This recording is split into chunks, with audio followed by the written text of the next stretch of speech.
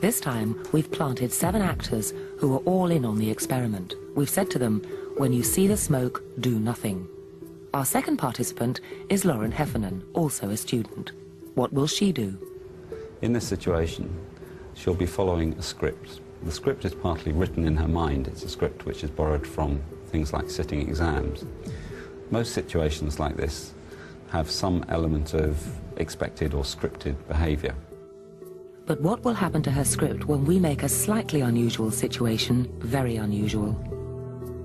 Nothing to start with, so we get her attention. Now, how long before she dashes out of the room?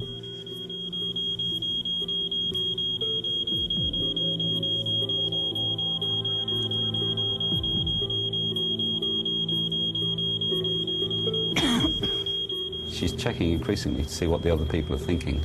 But who can she appeal to? The answer is nobody. She turns to the norm of the group. Ignore the smoke. In a real fire, the people in this group would be in very serious danger by now. I was looking for some sort of reaction from someone else, even just the slightest little thing, that they'd recognise that there was something, you know, going on here. For me to kind of react on that and then do something about it, I kind of needed prodding. She's waiting for someone else to react. Why isn't anyone else reacting? She feels uncomfortable. She doesn't want to embarrass herself by taking the lead, taking action.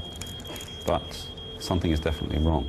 Lauren stayed in the room for 20 minutes after spotting the smoke, concerned but immobile. The fire brigade say that if this fire had been real, even if flames hadn't burnt through the door, she would have died of asphyxiation in this time. In the end, we had to ask her to leave. Pop out here. Thanks. I was surprised that I didn't do anything at all. I was just literally waiting. I just thought that someone else is surely going to say something soon. And because no one else did, I just didn't react at all. Only one person in our experiment didn't go along with the crowd behaviour, artist James McKechnie. What's that coming up from under the table? Is it fire? Don't know.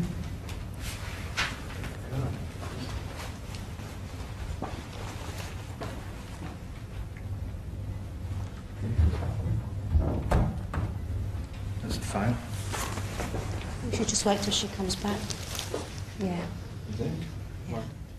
She said just to wait here, didn't she? What? Is that? What is that? I don't know. She said just to wait here, didn't she? What? Is that? She's coming right down now. James isn't going to sit in a dangerous room just because everyone else does. Yeah. Or is he? The power of the group proves irresistible. The reassurances of the rest of the group that somebody else is responsible seem to be sufficient to pull him back into place. Instead of leaving the room and calling for help, he sits back down again and waits.